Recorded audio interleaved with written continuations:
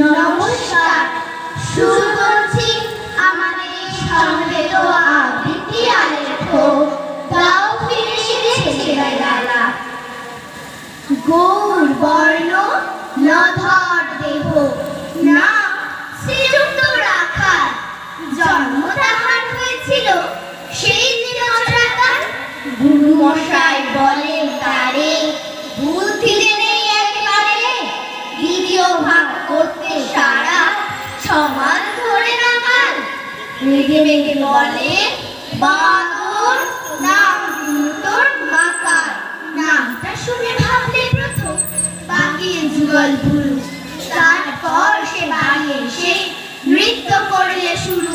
হঠাৎ ছেলের মাতন দেখে সবাই তাকে শুধায়, একি সকলকে সে জানিয়ে দিল নাম দিয়েছেন গুরু। নতুন নামের উৎসাহে তার বক্ষ দুরু দুরু। কোলের ওপরে বসিয়ে দাদা বললে কানে কানে, গুরু মশাই গাল দিয়েছে, বুঝিস তার মানে? রাখাল বলে কখনো না, মাঝে আমায় বলেন শোনা। সেটা তো গাল নয়, শেখাতে পারার সবাই জানে।